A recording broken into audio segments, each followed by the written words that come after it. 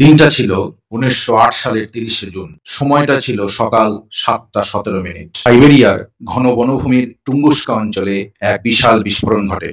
পৃথিবীর ইতিহাসে যা আজও একটি অন্যতম রহস্যময় ঘটনা হয়ে আছে। এই বিস্ফোরণের ফলে ২০০০ বর্গ কিলোমিটার বনভূমি মুহূর্তে সমতল হয়ে যায় এবং লক্ষ লক্ষ গাছ ধ্বংস হয়ে যায়। এলাকাটা সম্বন্ধে আইডিয়া দিতে গেলে বলি, কলকাতার মোট এলাকা ২০৬ বর্গ কিলোমিটার, অর্থাৎ কলকাতার তুলনায় প্রায় ১০ গুণ এলাকা জুড়ে থাকা বনভূমি ধ্বংস হয়ে গিয়েছিল ওই দিন।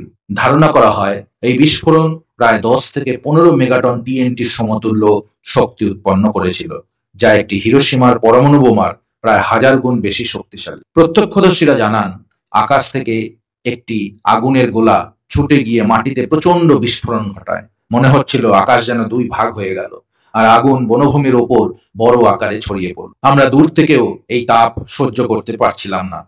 বিশেষজ্ঞরা ধারণা করেন এটি কোনো উল্কাপাতের ফলেই ঘটেছে, কিন্তু আশ্চর্যের বিষয়, উল্কাপিণ্ড পতনের সরাসরি কোনো প্রমাণ আজও পাওয়া যায়নি। তার কারণ, ইম্প্যাক্ট ক্রেটার বা প্রভাব গর্ত সেখানে খুঁজে পাওয়া যায়নি। এটি শতাব্দীরও বেশি সময় ধরে বিজ্ঞানীদের বিভ্রান্ত করে রেখেছে। ১৯২৭ সালে বিস্ফোরণের প্রায় ২ দশক পরে রুশ খনিজবিদ লিওনিদ কুলিক প্রথম অভিযান পরিচালনা করেন। যা তিনি আবিষ্কার করেন তা বিস্ময়কর। লক্ষ লক্ষ গাছ একটি রেডিয়াল প্যাটার্নে পড়ে আছে, যেন একটি বিশাল শক্তি একটি কেন্দ্রীয় বিন্দু থেকে ছড়িয়ে পড়েছে, কিন্তু কোনো প্রভাব গর্ত বা ইম্প্যাক্ট ক্রেটারের স্থান পাওয়া যায়নি। কুলিক ধারণা করেন যে একটি উল্কাপিণ্ড বায়ুমণ্ডলে বিস্ফোরিত হয়ে তার শক্তি মুক্তি করেছিল মাটিতে পৌঁছানোর আগেই।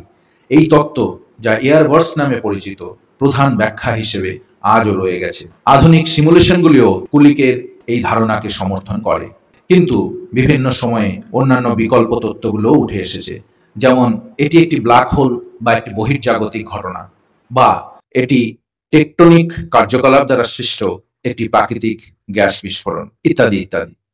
সত্য যাই হোক না কেন, টুঙ্গুস্কার ঘটনা আমাদের মহাবিশ্বে কাজ করা শক্তিশালী শক্তিগুলির এবং পৃথিবীতে জীবনের ভঙ্গুর প্রকৃতির একটি স্মারক হিসেবে কাজ করে। এই ধরনের ঘটনা কি আবারও ঘটতে পারে? আপনাদের কি মনে হয়? কমেন্টে জানান।